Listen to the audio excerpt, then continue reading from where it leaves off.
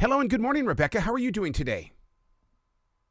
I'm great, Arrow. How are you? Absolutely fantastic. I'm so proud of you in the way that you are basically you're living the life of what podcasting and writing is all about. It came from writing, the podcast did, and this big craze that's going on. Everybody's jumping into it, but it started with the writers first, and for you to be involved with both of them, I'm just so proud of you.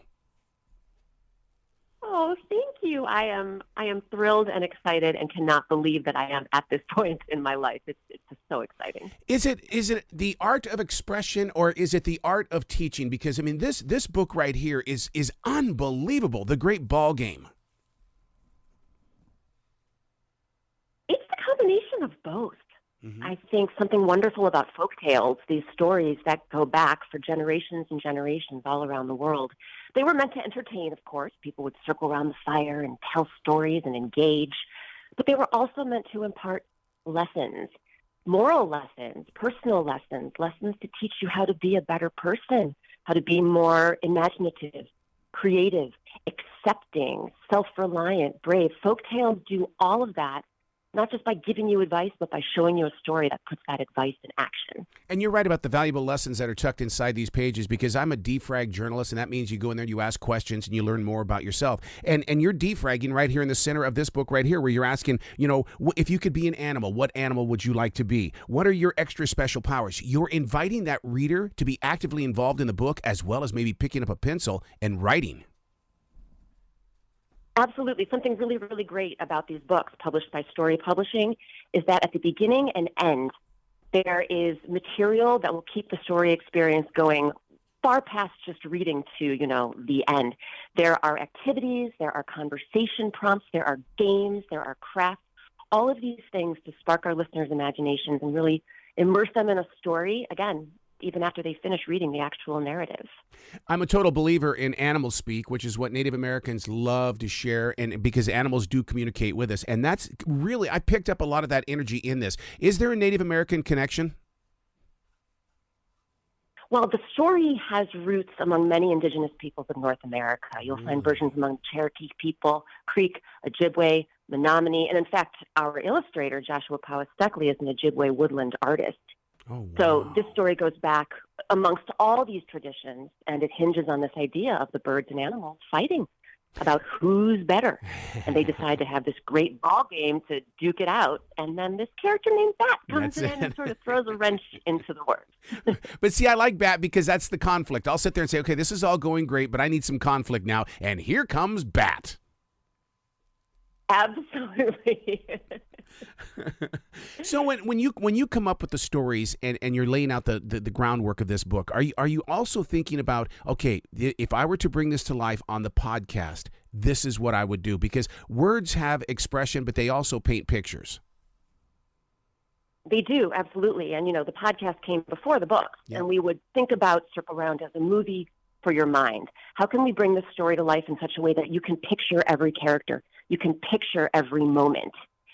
So now that we're actually bringing them to life as this feast for your eyes with these glorious illustrations, it's just so fun to combine this really evocative language, powerful language, with these gorgeous, eye-popping illustrations by illustrators from all over the world. And the 4 books we're doing, the illustrators do live all over the world. And, you believe in collaboration, and that's a very positive coming from your heart, is that you involve other people to be a part of your projects. Oh, Circle Round is basically a 2-person collaboration, the podcast. It's me and my husband, Eric Shimalonis. We create the podcast together. I do all the writing and casting and narrating, and he does all the music and sound design.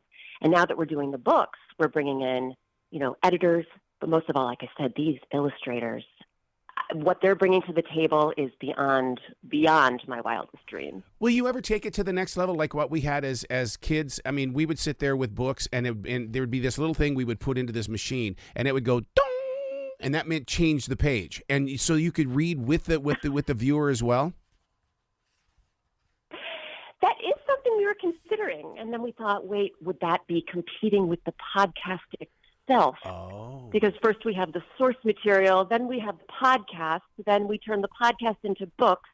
But then if we have books on tape, that might be too many levels removed, but it's not something that we would, not consider. That said, we are hoping that these books are read out loud.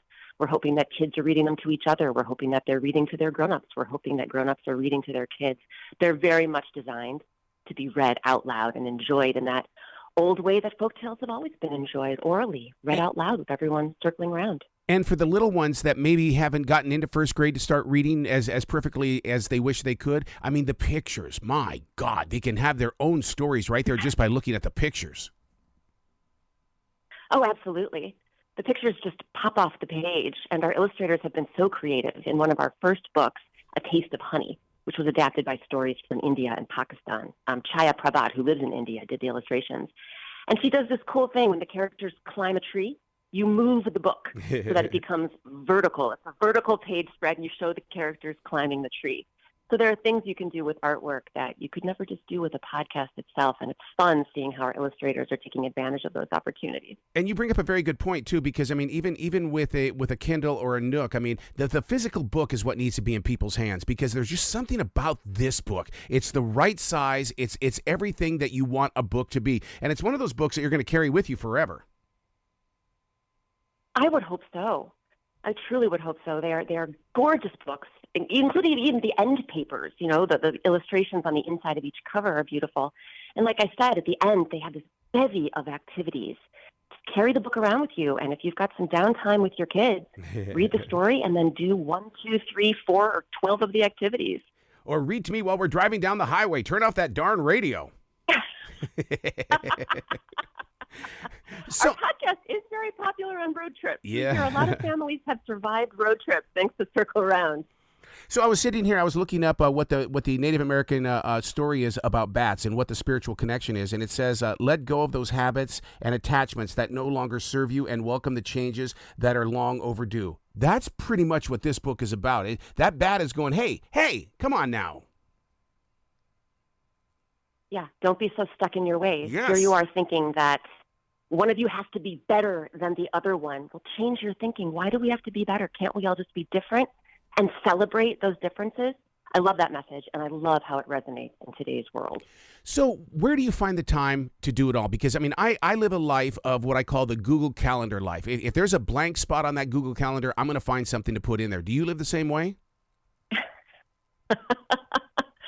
Full disclosure, yes. Yes. I used to work in daily news and NPR, so I had to fill every minute. But luckily, with Circle Round, I am filling my minutes with something I love, whether it's writing a script or spending hours at the library pouring through folktale collections from the 1800s, or directing an actor, some celebrity who's in LA, and I'm on the phone with them as they record.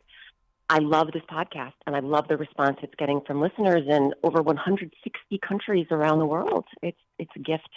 Don't you love being a part of this new golden age for actors as well as writers? Because, I mean, before there was streaming, we had the networks basically, and we had NPR, who I think was like the top dog when they were podcasting before it became cool. But to be in this new golden age, and you get to pick the actors, you get to write the stories. It's so wide open right now. It's an absolute dream. I was a film major in college, and for about 5 minutes, I dreamed of being a casting director. I decided that was going to be my life. I put that dream to bed very quickly. But I thought, how cool to be able to have characters and figure out who is the best person to embody that character. And now with Circle Round, we get to do that. There was a story that I was writing, and it involved a 100-year-old patriarch of a family, a super wise man who had a very storied life.